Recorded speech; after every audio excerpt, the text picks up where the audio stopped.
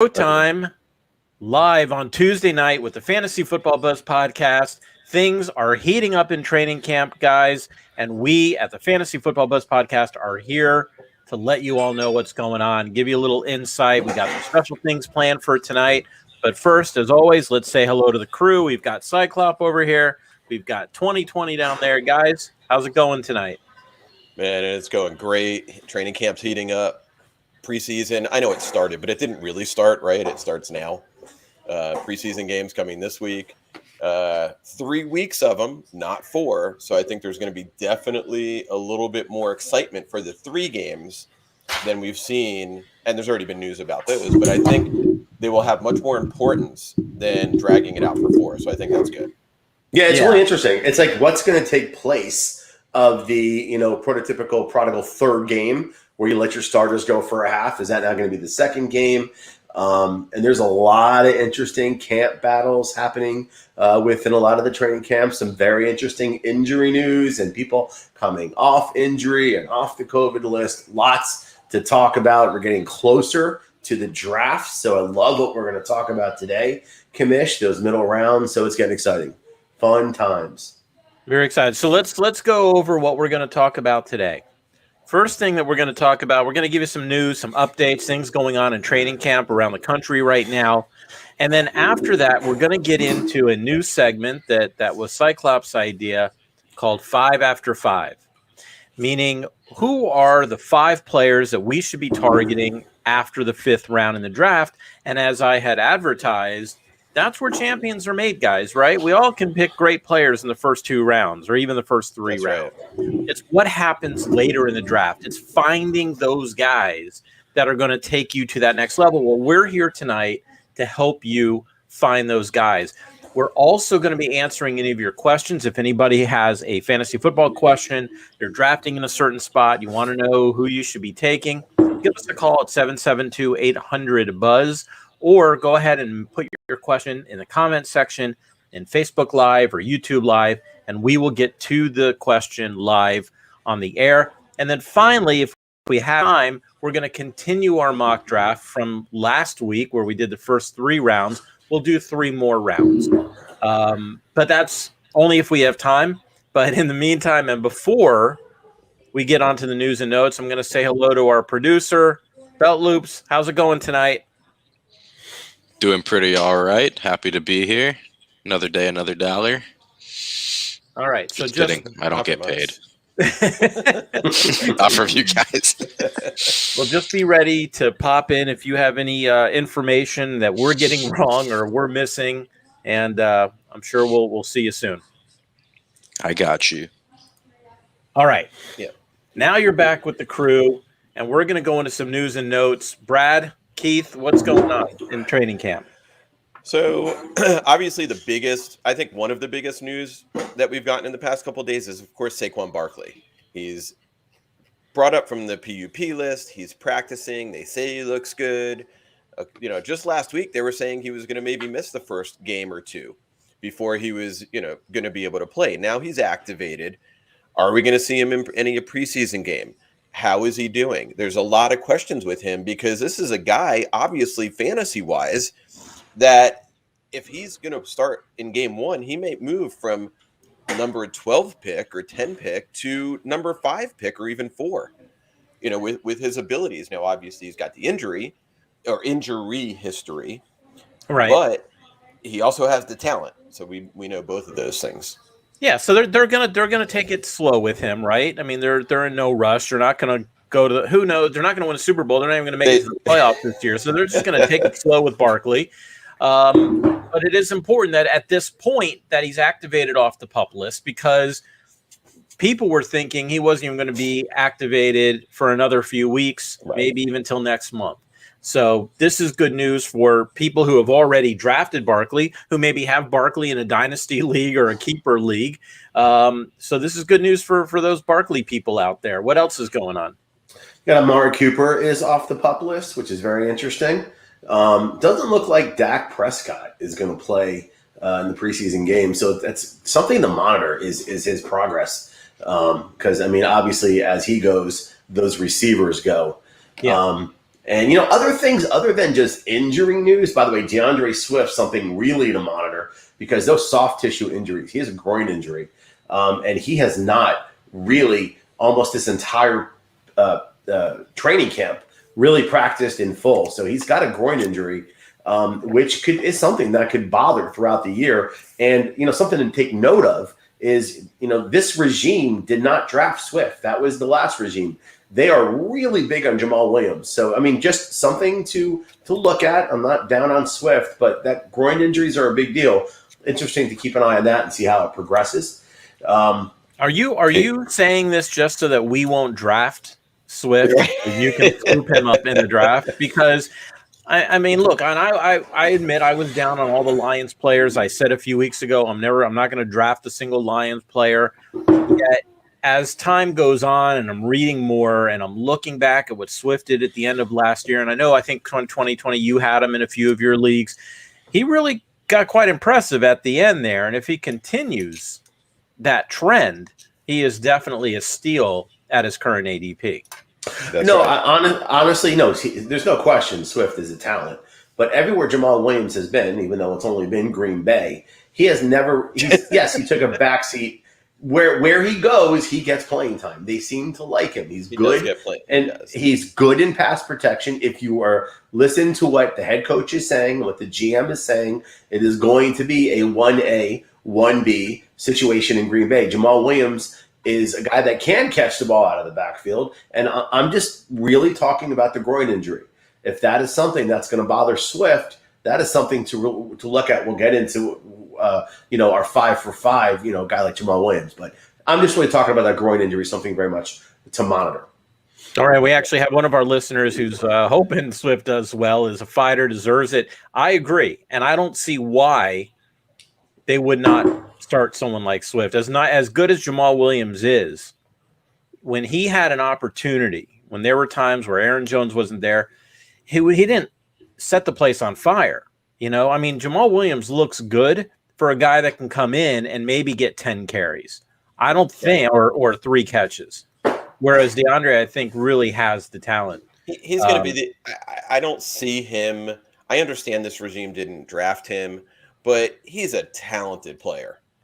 If they get a coaching staff in there that can not make a mess out of the offense, right, that we've seen, he has a huge upside. Yeah, injuries. He does, right?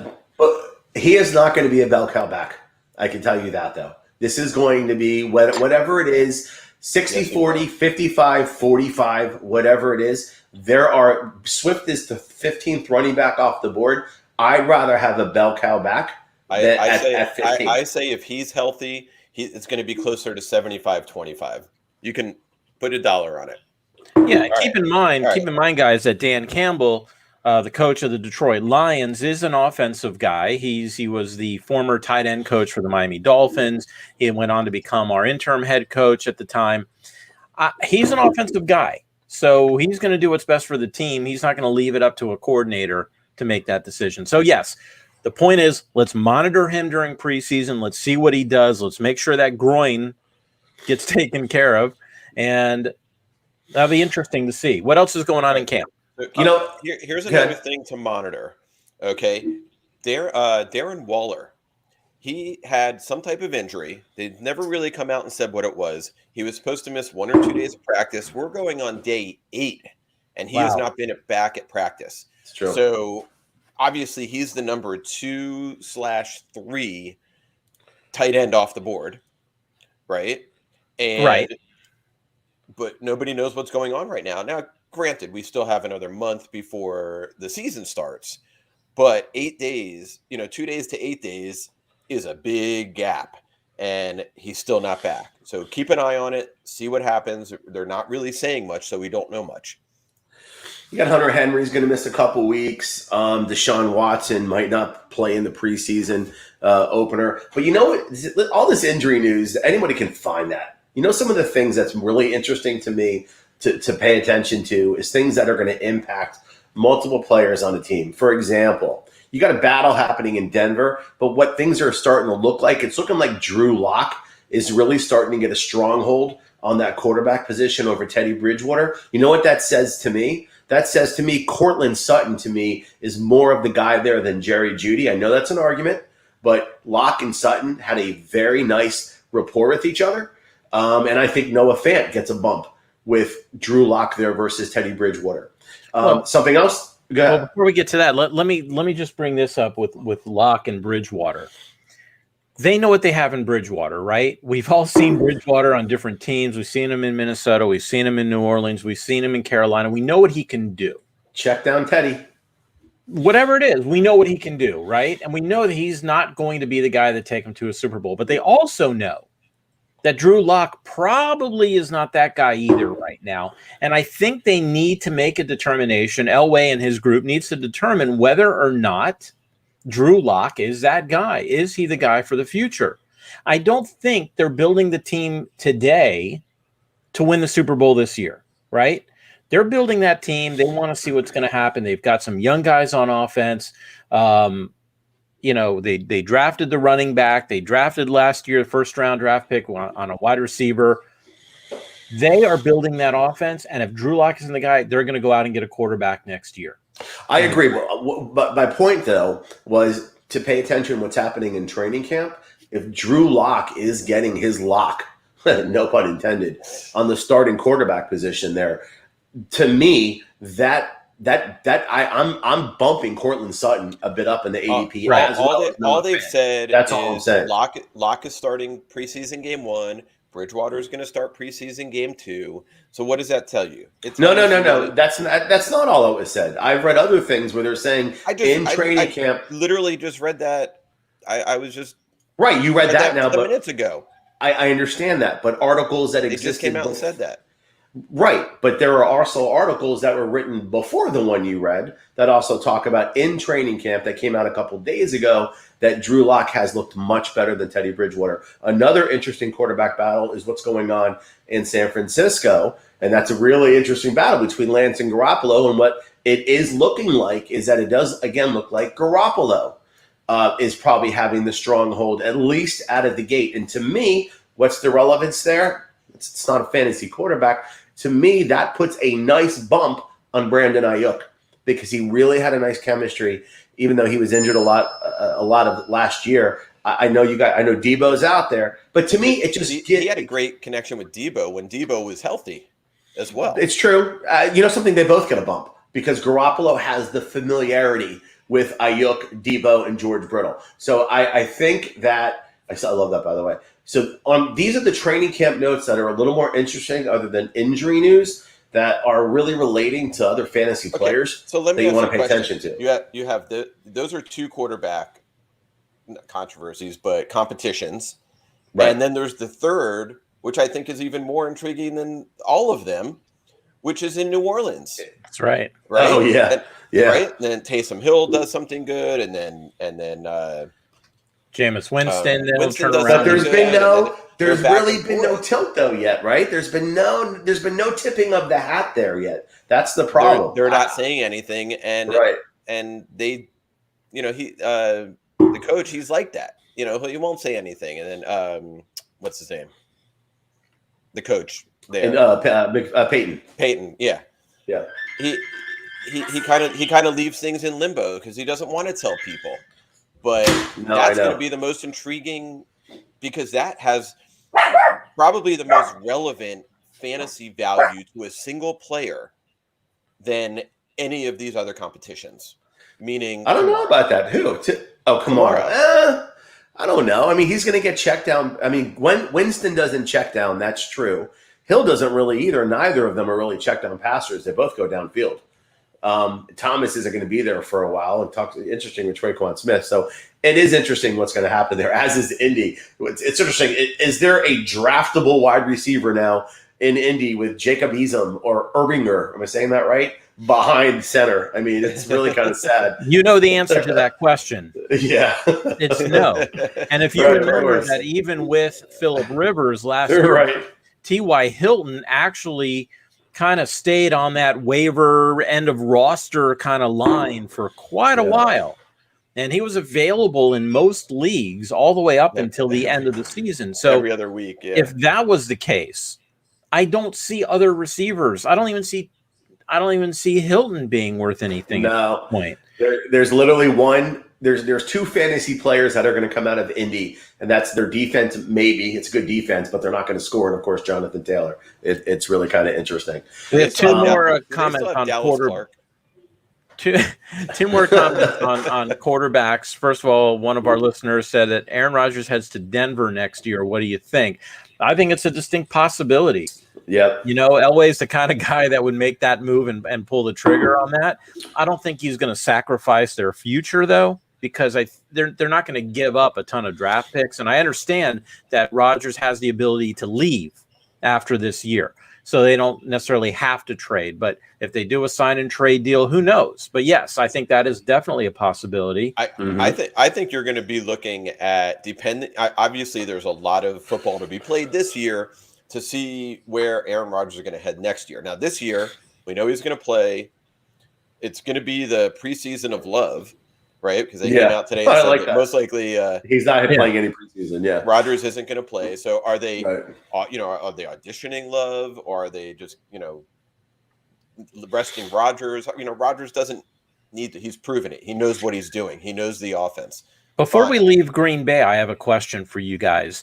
Do you see A.J. Dillon actually getting some of those Jamal Williams, or I should say all of those Jamal Williams shares that he was getting last year? It already started. Yeah, it started last year. Why wouldn't it? They love him. He's a beast. He's a big bruiser of a back. And, Aaron Jones is, as we know, has a lot of health issues staying on the field. So why not keep your stud running back healthy with a bruiser like Dillon? I do. And that's the problem with Jones. Jones is a very high pick, and he is a talent. I love that guy. But he loses so many carries, and he doesn't stay healthy. Well, keep in mind, though, that in PPR formats, Aaron Jones actually finished last year as RB6. So despite the fact that there may have been some vulturing going on with Williams, he still was the sixth best running back in fantasy football last year. Without looking at it, he also had some really big games. I was just going to say, so I had Aaron Jones. Maybe a little bit. I had Aaron Jones, and towards the end of the season, he got so much vultured from him by Dillon, it cost me a Super Bowl. He didn't have – he had a few games – he only had 3 games over 100 yards rushing. So it wasn't like he had these – it wasn't like, Henry-type numbers. And he never had more than 2 touchdowns. He had 2 touchdowns in 1 game, and as far as rushing, and that was it. Nothing ever more than that. He had a few more. He caught a lot of balls. He had a lot of receiving yards and touched. He had a few. He averaged about 3 to 4 catches a game, but so I'm talking about half PPR. He still did pretty damn good. Yeah. Okay, so we also have a comment from Julian. Which rookie quarterback will succeed? I don't know if we're talking about for this coming year or long run. I love Trey Lance. I think in San Francisco that change is going to happen sooner than later. I know in Chicago everybody's loving Justin Fields right now, but I've seen him in college. Quite frankly, I was not a fan. But something? Herbert wasn't great in college. He really wasn't. No, he was. Herbert, he actually was very good in college. Yeah. He was not an accurate long ball thrower in college. That was the discrepancy. That was a knock on him. Yeah. But man, everyone can eat their words on him. It's a great question, by the way, from a very handsome boy, Julian. And I'm gonna go. That's my son, obviously. I'm gonna go Homer here. But everything coming out of camp about Tua, it's not just his accuracy, but the decision making, the precision, the chemistry. He's starting to get rid of the ball faster. And you want to talk about a team that built up everything around him. Will Fuller, Jalen Waddle, Albert Wilson is back to looking better than he ever has. Gasecki is finally off the COVID list. You want to talk about a team ready to bust out, and Tua is just eating it up. So this would be great if you actually reread the question. It says, which rookie quarterback? Oh, shit, you're right. It's okay. That's a good point. But yes. That's a good point. All right, so we actually we have Kenneth calling in. And Kenneth, can you hear me? Yeah, I hear you fine. Can you hear me? Yeah, we can hear you. I got a trivia question for you from my question of the night. I know I'm a little bit late, but I'm here. Okay. So what's the trivia question? There has been 3 coaches that have won a Super Bowl and a college football national title in their careers. Can you name them? How many? 3. Three? So Jimmy Johnson. Jimmy Johnson, obviously. What about? Do you need it here? Yeah, no, we hear Jimmy Johnson. Pete Pete Carroll. Carroll. Did Pete Carroll win at USC? Yeah, he won at USC. Sure. What about the guy who took over? He was Oklahoma's coach, took over for Jimmy Johnson when he left the Cowboys. Oh, Switzer? Yes, Barry Switzer. Correct on all 3. We got all 3. Oh, 3, nice. Yes. We roll. All right. Jimmy Johnson, Barry Switzer, and Pete Carroll. Pete Carroll. All right. I seen this question. I seen this stat. I was watching Inside Training Camp Live, and they were talking about it, and I thought it would be an interesting question. No, that's a very good question. I think what they're trying to do is say whether or not Urban Meyer is going to do that with Jacksonville. If he is, I don't think it's going to happen anytime soon. Yeah. Look, if he's got talent, but we'll see. Look, we saw what happened with Nick Saban when he tried to make that shift from NCAA champion to NFL, and that backfired on him. So that's going to be an it was- interesting team, Jacksonville. It will. It's and to answer that question correctly, I almost forget that Tua is a rookie because it was such a weird season last year. We didn't have a training camp or a preseason. But you know what? A lot of people I think would argue that Trevor Lawrence, such a natural talent being in Jacksonville, could be that rookie quarterback that's going to succeed the most. But for people who are listening that are in dynasty leagues, I'm going to agree. I actually think it's Trey Lance. I think a lot of it has to do really more than anything with just the coaching that he's going to get with Shanahan. You just don't know. Trevor Lawrence is going to be the starter from day one. Right.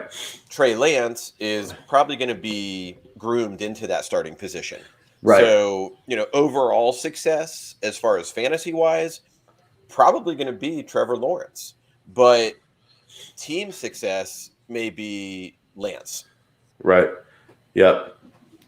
I just think he's in a better system with a team that's built to win now. Yeah. And I just love Shanahan's offense. They're going to build it around him. I don't trust Urban Meyer in the NFL. So can I ask another question about Jacksonville? I mean, no. Okay. No. Yes. Go ahead. Yes, they will continue to suck, but go ahead. Is there a draftable player on offense on that team, fantasy-wise? In Jacksonville? I mean, Chark. I think Chark's draftable. I mean, is Trevor Lawrence? Well, I mean, there's. I think Trevor Lawrence should be as good as Gardner Minshew. I think people are going to draft Marvin Jones. They're going to draft Chenault. They're going to draft Etienne. They're going to draft James Robinson. They're going to draft Trevor Lawrence. I think there are plenty of people. Look, these are not people. These are your after 5 guys, right? Yeah, after these are the 10, guys at the end of the draft. Because look, they paid a lot of money to get Marvin Jones. They're not going to ignore him. Yeah. Right. Everyone's been talking about Chenault. As far as I'm concerned, I don't put a lot of faith in that. I think it's going to be between Chark and Jones as far as where that fantasy share of those points are going to go. And James Robinson, until someone comes out and tells me Etienne is starting, James Robinson still has capital. And I know he's not Urban Meyer's guy, but it'll be interesting to see. Maybe Tim Tebow, you draft him. They're funny. The real question isn't who's draftable. The real question, who's startable, and is there anyone that's startable? And I think Chark might prove to be. Yeah. There was another question. I think Julian asked who was the best pick in the 21-21 draft, and I guess based on the position where they got him, you have to measure a lot in there, and that's a tough question. I really haven't thought about that. Kenneth says Pitts is hope for Atlanta, hopefully a great pick.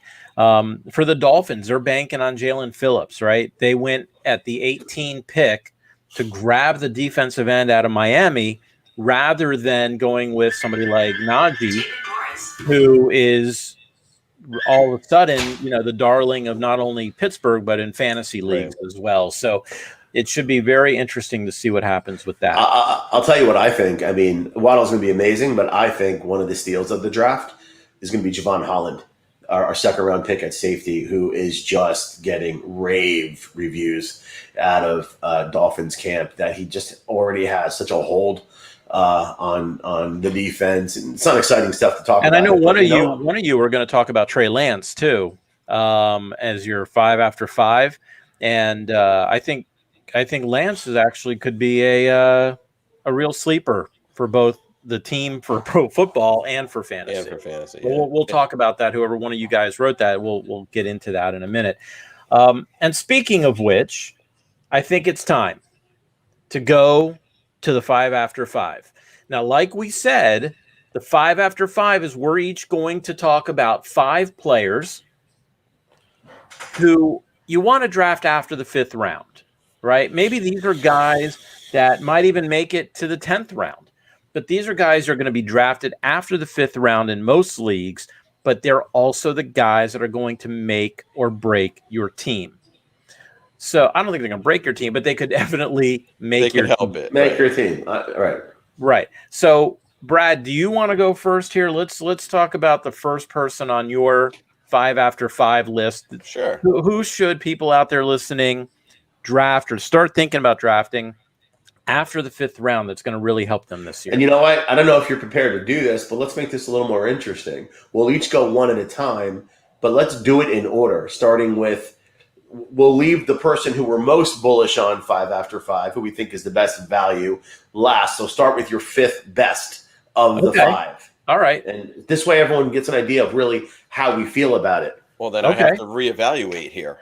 Well, then I'll go in the meantime while we're waiting for that. Because I'm ready to go too. Yeah. And what I have is a guy who has an ADP of 106. Okay? Meaning you're getting this guy in the 11th round right now. And since 2015, let me tell you what he's done in the past 6 years. He's been wide receiver 14, wide receiver 10, wide receiver 15, wide receiver 13, had a bad year, was wide receiver 61, and then wide receiver 17. So 5 out of 6 years, he was in the top 20 of wide receivers, and he's not going until the 11th round. And we're talking about Brandin Cooks. Now, granted, guys, he had Drew Brees throwing to him. He had Brady throwing to him. He had Jared Goff and Deshaun Watson throwing to him. And now he's got Tyrod Taylor. Right. Somebody, and Kenneth will back me up here, somebody in Houston has to catch the ball. They're not going to go all season with no wide receiver catching a ball. And, we also know, look, one more shot to the head and this guy's done. He's had so many concussions over his career. But at an ADP of 106, he is definitely worth targeting, especially in PPR formats. Grab him after the 5th round. You could probably get him in the 10th round, maybe in the 9th round, but he's definitely worth it. You talk about a quarterback who got the short end of the stick last year, Tyrod Taylor. The doctor punctures his lung as he's giving him a shot, and he's done for the year, and that's it. So he's rested, that we know. So his arm should be strong, but they have all kinds of problems there in Houston. So, but yes, you're right. He has to throw the ball. Speaking of which, we have Kenneth on the phone. Kenneth, you wanted to talk about Houston? Yes. First off, I definitely agree with Cooks being mentioned, but I also have a couple of other players I want to toss in for your 5 after 5 list. Okay, so go ahead. Just name them off real quick, and then because we might be talking about them, but go ahead and read them off. What about Henry Ruggs, the Vegas receiver? Okay, keep going. Yeah, Leonard Fournette, running back out of Tampa. Yep.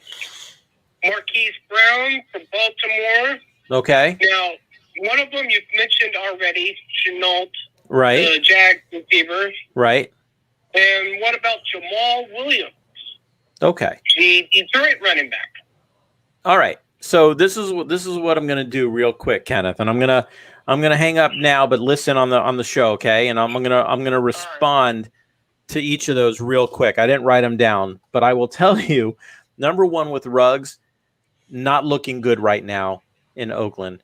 All the potential coming out. He has all the potential in the world. He's not looking great, but he's also going at the end of most drafts. And I don't have my ADP chart in front of me if you guys want to pull it up, but I think Ruggs is probably dropping pretty far on most lists. Did he say Jamal Williams or Javonte Williams? Jamal, I believe. Okay, so we talked about Jamal Williams. We talked about Chenault being the third in this group of receivers. And he talked about Leonard Fournette, which he had a great Super Bowl, right? But he's going to be sharing with Ronald Jones. So we're not really sure what's going to happen in that backfield yet. So I agree that all of these guys are going to be drafted after the 5th round. The question is, do you want them? Is it someone that's going to really be the difference maker is the question. Right. Exactly. So Ruggs now is ADP is 123. Yeah. And he did not have a great year last year. I mean, he went for 43 catches, 452, and 2 touchdowns. Not great. Yeah, he only missed 3 games. He missed. So he scored 58 points in 3 games. There's no doubt, right, that he's got it. But they picked up John Brown, who's challenging Ruggs in camp. Brian Edwards is not going to be a concern with Ruggs. Hunter Renfrow, who I talked about at the end of last year, is actually could be a reception beast. Right. He's like the Cole Beasley or something. So the Brian Hartline. Right. So there is a possibility that if Ruggs has a good camp and he looks good in preseason, sure, you can draft him in your top 12. But I don't necessarily see that happening right now. But but we'll see. Okay. All right. So I gave you mine was Brandon Cooks. That was my 5th. After 5, who's your 5th after 5? For me, this is my 5th, is Brandin Aiyuk. I really like him. He has an ADP average of 64, so he's right there in the 6th round. He only really he had some injuries last year. 7th round, excuse me. But this is a guy that towards the end of the season started putting up wide receiver 1 type numbers. He went for 60 grabs on 748 yards. But if you start looking at the numbers that he was putting up towards the end of the season, 8 for 91 in a touchdown, 775 in a touchdown, 595 in a touchdown, 10 for 119, 973 in a touchdown. I mean, that's 1, 2, 3, 4, 5, 6 games in a row of either 100 yards, a minimum 7-8 grabs in a touchdown. That's wide receiver 1. Low wide receiver 1 that you're getting in the 6th round. That to me is the kind of player that in the 6th round is a bargain. I love that. He was a little injured. He's looking good now, feeling good. I know there's the Deebo question, but guess what? To every Stephon Diggs, there was an Adam Thielen. Every Justin Jefferson, Adam Thielen. Or, there's always room for 2 Calvin Ridley, Julio Jones. I really love Aiyuk at his ADP. And I think with Garoppolo coming in, a favorite target of his, I love him there at 65. So let's talk about that positioning, right? So this is the kind of stuff in fantasy football. We can sit here, we can read about stats and figures, but it's this kind of analysis that I'm going to talk to you guys about. So right now he's projected to go in the 7th round, right? And you're saying if you can get him, that's a bargain. Are you filling out the rest of your roster before you get to somebody like Aiyuk? Are you drafting a quarterback before you draft somebody like Aiyuk? Let's assume that you've already grabbed 2 receivers. You got lucky, or in the 2nd round, you grabbed Hopkins. Maybe coming back, you got Jefferson or something, to that extent.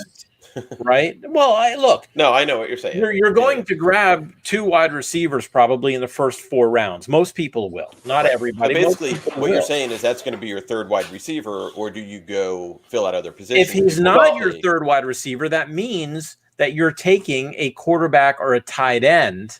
Or hold on, if you're and this to me, a lot of people are in flex leagues, and not to give away my strategy, but to me at that point in the 7th round, I've got 2 probably 3 running backs because so many leagues are flex. So I've got my 3 running backs, 2 wideouts, that's 4 and 5, with a quarterback. If in the 6th round, if there's an Aaron Rodgers, if there's, no, of course, Mahomes won't be there or Allen or anything like that, but I see someone like an Aaron Rodgers or maybe someone really intriguing staring at me. But if not, at this point, this is going to be someone you're getting as ADP capital wide receiver 3 that could be cusp high wide receiver 2. Was putting up wide receiver 1 numbers. That to me is a great 7th round value.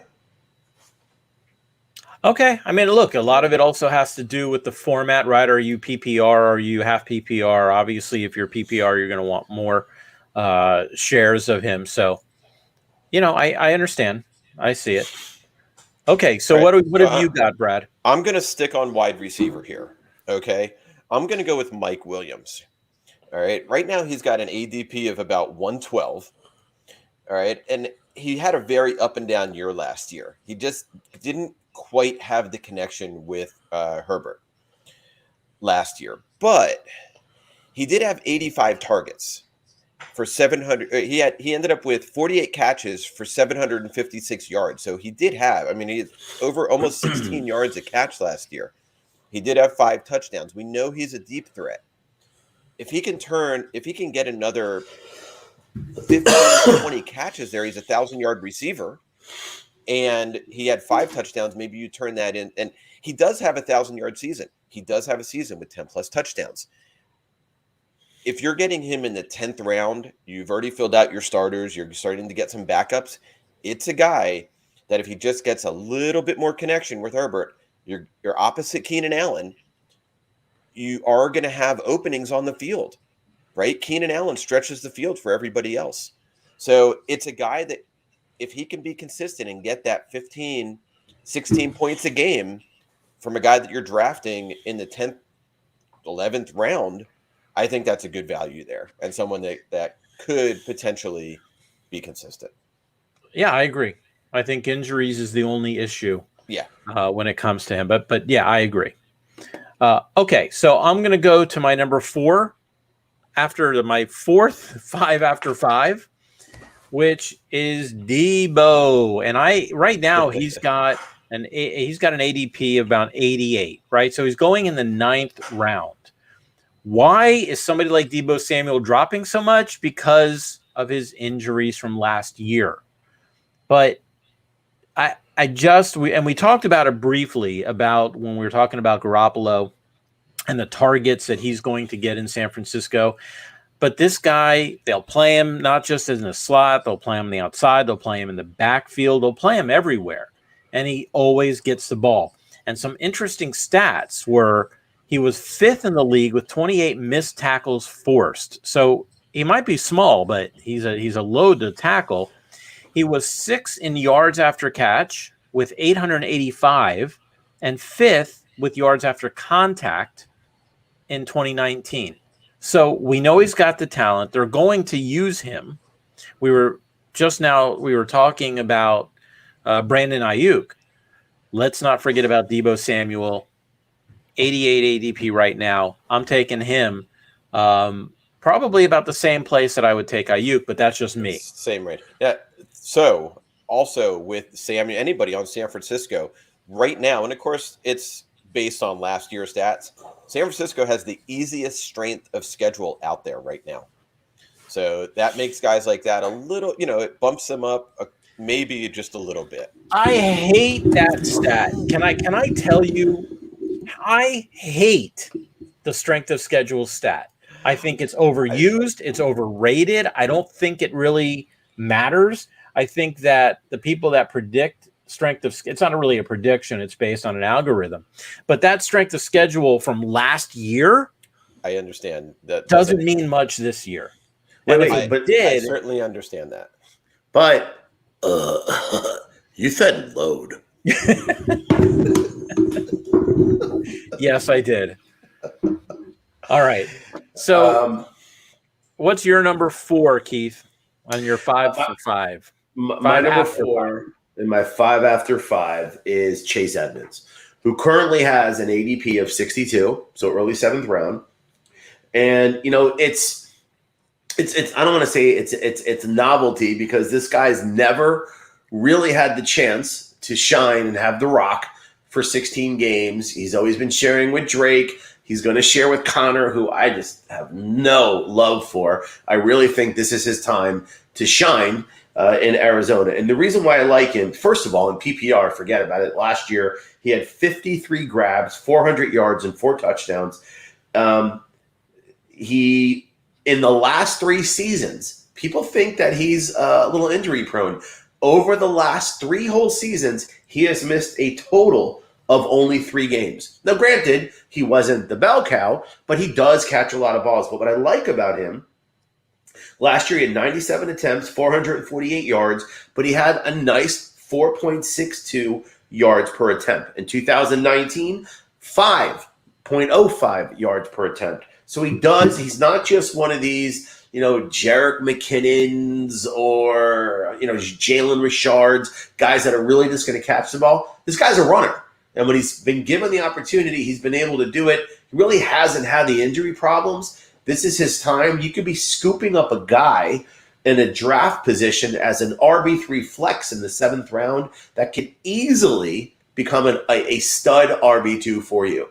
So it's one of the, I'm not saying wait and make this your RB2. He's being drafted as an RB3 flex, but in the 7th round, this has the potential, especially PPR, half PPR, to give you RB2-like numbers. Touchdowns might not be there with Murray and Connor. I know that, but the receptions, the yards will be there. Yards from scrimmage, I really like this guy.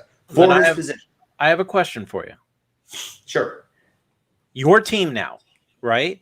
You've drafted Alvin Kamara in the 1st round. You got Joe Mixon in the 2nd round. No, I don't. No, I do not. I'm sorry. You have Antonio Gibson in the 2nd round. Yes, I do. Okay, nice. and later on, after you filled up your roster with your receivers and your tight end, maybe a quarterback, you have an opportunity to get Edmonds. Is he your RB3 or is he your RB4? I would have no issue putting Edmonds in a flex spot as an RB3. I really believe that's bold. In a PPR league, I think this guy is going to get 6, 7, 8 grabs a game. And I think he's going to give you 50, 60, 70 yards on the ground. He is the guy that they're going to start on 1st and 2nd down. He'll lose some short yardage. He'll lose some goal line carries. But this is a guy that I really believe is going to have his hands on the ball between toting the rock and catching it. Hey, I said hands on the ball. Don't even start with me. Somewhere between 15 to 18 times a game. And this is a guy that makes people miss, and he's fast. 15 to 18 times between catches and rushes as a flex. Give it to me all day long. So just so you know, last year when he was being the one game that he started and played I think the whole game, when it wasn't good. I know.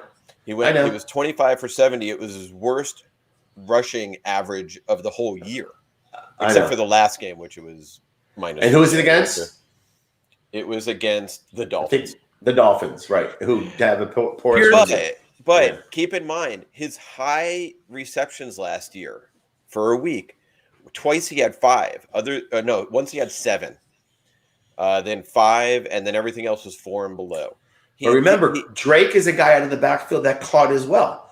So he doesn't have that anymore. But it wasn't just out of the backfield. They were lining him up in the slot. In fact, Chase Edmonds was lined up in the slot more than any other running back in the NFL last year. But now that they went ahead and they've drafted Rondale Moore for the slot position, they're not lining Chase Edmonds up in the slot anymore. So no, but he's going to get 12 to 15. He should get 12 to 15 carries a game. He was. You don't think so? Even when Drake was hurt, he wasn't getting that.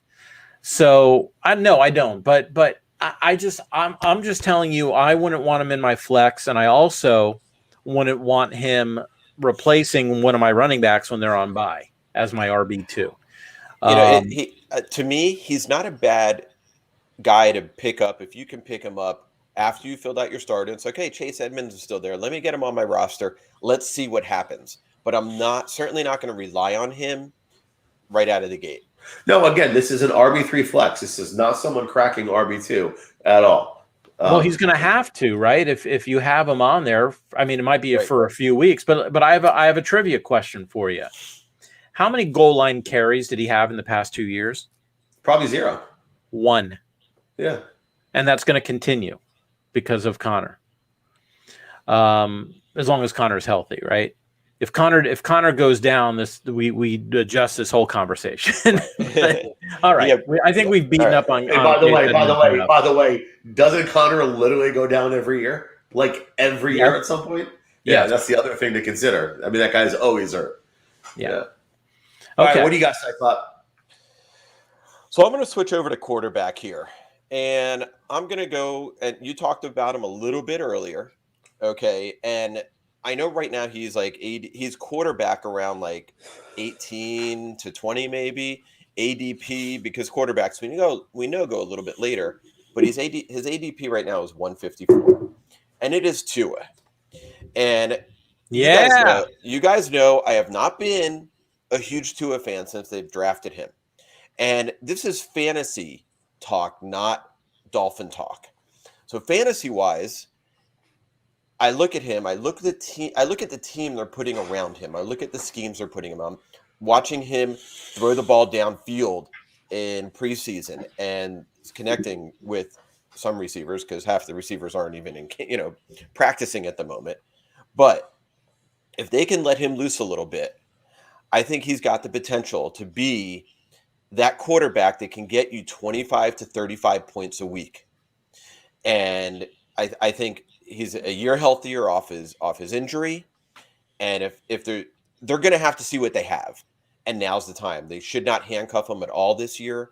And we will see. And if Waddle comes through, if DeVonta Parker, Gasecki, Will Fuller, they have all the parts for him to succeed.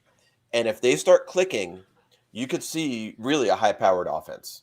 Now, I don't know if that'll equate into wins for the Dolphins, but fantasy-wise, it can equate into wins.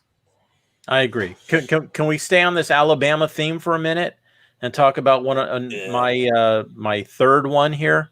Sure. Is old pretzel legs, DeVonta Smith. Right? I mean, how quickly do we forget about the Heisman Trophy winner out of Alabama, got drafted by the Eagles. Right now, he's got an ADP of 81. Now, we know what happens with rookie wide receivers, although Justin Jefferson didn't have that issue. Could DeVonta Smith be this year's Justin Jefferson? And look, we know that Jalen Hurts is not Kirk Cousins, right? But what is DeVonta? Do you remember at the end of last year, like Hurts was going nuts. Hurts was like he's going to be the best quarterback ever. Not really. I think you're. You know what it is? I don't want to say selective memory, but I will tell you that Hurts did not perform that great. I mean, he got a lot of press about his play. And I don't have the game log in front of me, but I will tell you that when you break it down and you take a look at that game log, I think you're going to be a little less impressed with Jalen Hurts. But to me, it's less about Jalen Hurts and more about his competition. He's got Jalen Reagor. He's got Dallas Goedert. Is there anybody else that we can mention that, maybe Zach Ertz, but is there anybody that we can mention that is going to give DeVonta Smith any type of competition? To me, it's just like the issue that we mentioned in Houston with Brandin Cooks. You've got a guy who's going to catch passes if he's healthy every week in and week out. They're going to have to throw, and they're going to throw to him. So his game log is very interesting, right? Once he started, yeah. I have it here. Once he started about week 11 to 12, right? He goes for that was just week 13, 5 for 12, 109. Week 14, 17 for 30, 167. Then he goes 24 for 44, 338. 21 for 39, 342. And then 7 for 20, 72. So I don't know what happened in the last game. But I think what people are remembering are those two games, Yeah. Right. And one of them was Right. prime time, I believe, so it was a big deal. Dallas, Um, Arizona, yeah. Yeah, it I was just remember Dallas who had the worst backfield in football Yeah. last year. That's Not true. not That's later true. in the year, not at the end of the Right. year. Yeah. If we're going to But say he flashed. positive about Hurts, it's the fact that he had a league high 9.5 average depth of a throw, but and that was the most in the NFL. So he threw further than anybody else, for the few games that he played, and those are going to DeVonta. And that's my point. I'm not here to argue about Jalen Hurts. He's not going to be on my team, but DeVonta Smith very well could be. All right. Okay. Who's up? Go ahead, Keith. All right. So for me, I know you guys are going to laugh when I say this, but at an ADP of 61, it's Raheem Mostert. And again, that Talking about that pretzels, is and now you're talking about mustard. exactly. No, I said must hurt. Yeah. Yeah. And that is the knock. I mean, this guy. The only thing you could say about him is he just can't stay healthy. But if you look at his yards per carry since 2016, it's 6 yards again. I'm going year by year, 5 yards, 7.68 yards, and then 5.64 yards. This guy is an absolute beast. Only played 8 games in 2020 with 104 attempts. And again, 6.78 yards per rush. He's also very good catching out of the backfield. He didn't have a ton of it because last year Jerick McKinnon was doing that. He had 33 grabs, but they don't have that there. I know they drafted a running back, as well. But if this guy stays healthy, and he's healthy now, to get him at his ADP, it's picking up. Which again, I have at 61. This guy's going in the 7th round. If he stays healthy, you've got an RB2 near RB1 on your hands. That is the only thing you have to worry about. He's going to split some carries. That Tevin Coleman gone, Jeff Wilson gone, right? Or was Wilson still there? Oh, no, he's still there. He's just hurt. Still there. He's hurt. Jeff Wilson's hurt. I know they have Sermon, but Mostert is the talent. He is unbelievable, and I think to get him in the same. I was talking about Trey Sermon before. I just realized, and none of you guys kicked in and told me I'm just being an idiot. But they have Trey Lance also. But I was talking about Sermon before. Trey Sermon. Okay. So I love him at his ADP. Okay, so let me go next and piggyback on this.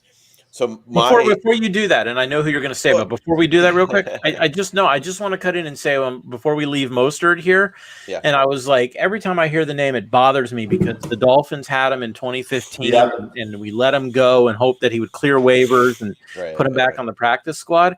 But then I started to look at his history because he was drafted. He went undrafted, right? So the Eagles got him.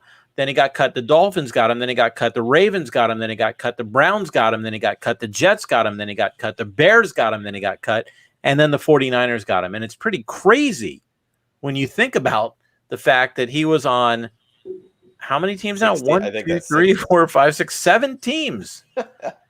But okay, so go ahead. So just piggyback on Mostert here. I picked up Mostert last year, and it was so frustrating because he would come out and start running all over people, ball out, and then Jeff Wilson comes in, and then one of their other 17 running backs would come in, and you wouldn't see him until like the 4th quarter. It's like the guy's running all over people. Why don't you keep playing him?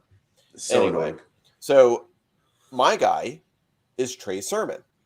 Okay, he's got an ADP right now between 95 and 100, right, which is mostly after your main starters, and they went out and picked him up and moved up to get him in the 3rd round. So we know Shanahan likes him, right? He was on Ohio State, ran all over the place for the last half of the year and whatnot. But Mostert's going to get hurt. And then who's going to be the guy? It's going to be Sermon. He's going to step into that role and be able to run all over the place. That's the way that offense is built. There's always holes in the line. So he's got a really good opportunity to step in. And even if Mostert doesn't get hurt, that they're going to be working other running backs into the system. Now, Jeff Wilson might be back. I think they're talking right now about October, November, possibly. But at this point, you kind of have to write him off for the season, right? So you're not worried about it. If one of these guys step up and they're doing their thing, it doesn't matter when he comes back. So my guy is get Sermon on your team if you can in the later rounds. He, years ago, you were talking about it earlier, players that you pick up later that will win you leagues. Many, many years ago, we picked up Priest Holmes, and it was in the 5th or 6th rounds, right? 2020. And he balled. It might be the 7th round. I forget what it was, but he completely balled out that year. Yep. And we, kind of took a flyer on him, and that won us the league. Is there any kind of coincidence with the fact that you're talking about Priest Holmes and now a guy named Trey Sermon? No, it's 100%. Okay. All right, so let me just give you one. I'm not going to go into a lot of detail, but also on my list is Jerry Jeudy. Anybody that has 110 targets, and I know Cortland Sutton was hurt, and so now he's going to be part of that wide receiver core. But you can't just turn away from the fact that Jerry Jeudy had 110 targets, and I don't think that's going to change. His ADP right now is 77, goes in the 8th round. I think that's fair. That's about where I have him as well, but definitely worth somebody to look at as maybe your wide receiver 3 or 4. Yep. I'll just mention one or two of my other one. Well, my 2 other ones. One is Michael Carter for the Jets. I know they have Tevin Coleman. All right. Well, it looks like we're going to be done for the night. Thank you, everybody. I know it's even hard to say, but if he moves into that starting position, there's no one that's going to take any carries from him. They're going to run him until he can't run anymore. Anyway, and you mean on 4th down after they punt? Yeah, exactly. Because anyway, if you can stash them on your roster somewhere, if you have a really deep roster, it might be. Please do. Yeah. For me, one of my last 2, second to last is Adam Thielen. This is a guy going in the 6th round. That's average crazy. ADP of 53. That's his. If you go look at Fantasy Pros, it's an ADP of 53. 6th round. All this guy did in 2017 and 2018 was put up 1,300 and 1,400 yards. In 2019, he was injured. We know that. But in 2020, he had 74 grabs, 925 yards, and 14 touchdowns. That's pretty much wide receiver 1 numbers that you're getting in the 6th round. Everyone's like, Justin Jefferson. Agreed. Baller, balls out. But you know something that everyone forgets? Adam Thielen put up 1,300 and 1,400 yard seasons playing opposite Stephon Diggs as the 1B to the 1A or the 1A to the 1B. Right. So he actually thrives in this situation when you have the top corners playing on the other side. This guy is 7'11". He's always open this is the ADP on him, 6th round. This guy very often plays at wide receiver 1 numbers. This to me is one of those picks. You get him in the 6th round. This is a guy that can give you wide receiver 1, wide receiver 2 type quality weeks consistently. Okay, I agree. So I'm gonna give you my final. This is my top 5 after 5, and that is a homer pick in Myles Gaskin. But let me back up why I think Myles Gaskin is going too far down. Right now, he's being lumped in that Travis Etienne, Miles Sanders, Josh Jacobs group, even Kareem Hunt, Devontae Williams, James Robinson, but the difference here is, guys, any time that you can get a running back who does not share a backfield after the 5th round is crazy, especially right now when there are so many teams sharing running backs and running backs by committee. Yes, there will be times where Malcolm Brown will come in, but it is Gaskin's backfield. They drafted a guy in the 7th round this year, but that's not going to make the difference. Right now, he's going to be RB1. Last year, he had 18 touches per game. That puts him 9th in the running back position, and he finished 12th in fantasy football points per game with 16.8. What do you have his ADP at the moment?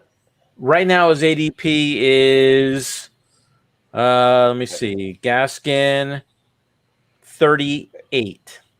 Okay, so he's not necessarily out of That's not fifth round though. Yeah, out of that fifth round. or 38th Wait, running back. Or I have him at 48. I have him at 48. So ADP. 48 is in the fifth round. It's right. It's right on that edge. Okay. Right. Yeah. Right. Yeah. So I Right. had seen another ADP where he was actually in the 60s. Right. So, but I was just looking now when you asked me at the PFF ADP for half PPR.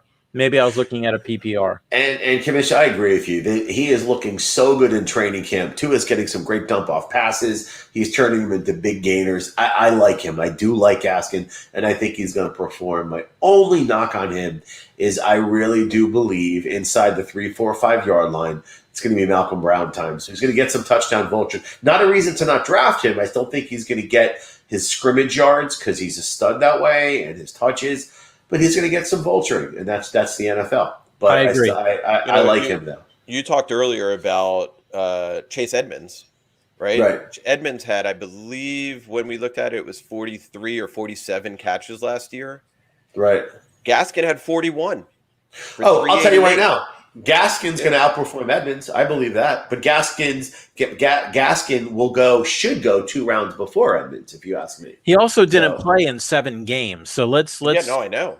Let's keep that in mind too. Right. Okay, so quickly, guys, what are your final 5 for 5 after 5s?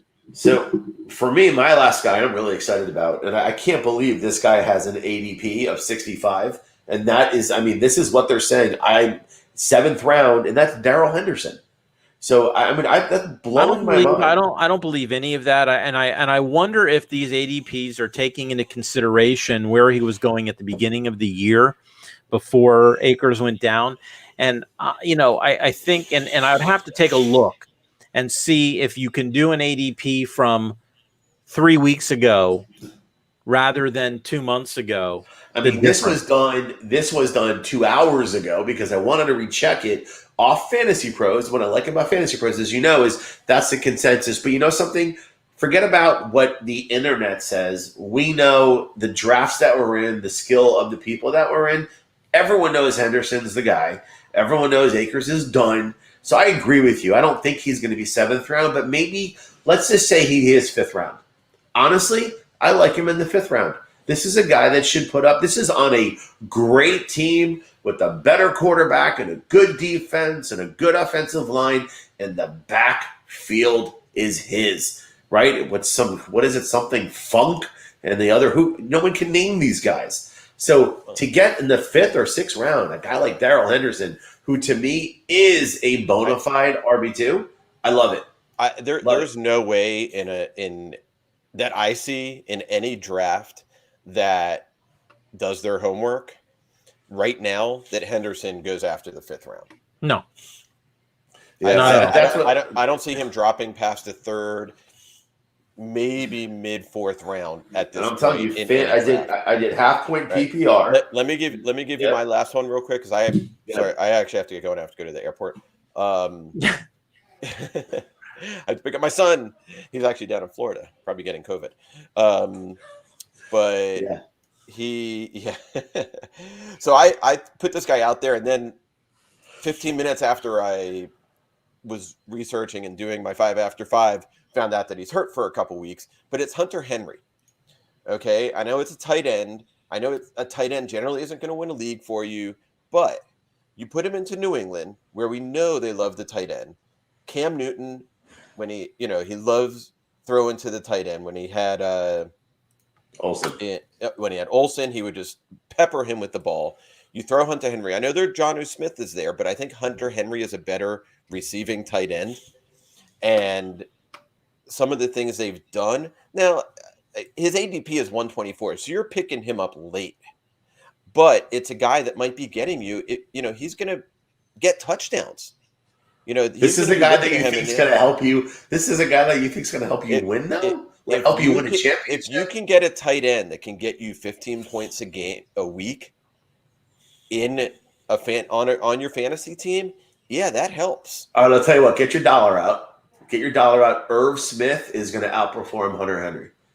I don't even know if Hunter Henry will even hit the field because he's injured now, He's and he injured. always I gets know. injured. He always, and that's the problem. Yeah. So I'm saying poop on that one. So does Mostert. It's true. By the way, I'm in on that dollar with Irv Smith. Yeah, Irv Smith I'll is going take- to No. I'll take them I'm both. taking Hunter Henry over Irv Smith is what I'm saying. Oh, nice. Oh, okay. All right. All right, good. I just made $2. I just don't want to have to watch New You England write? play. Did you write it down?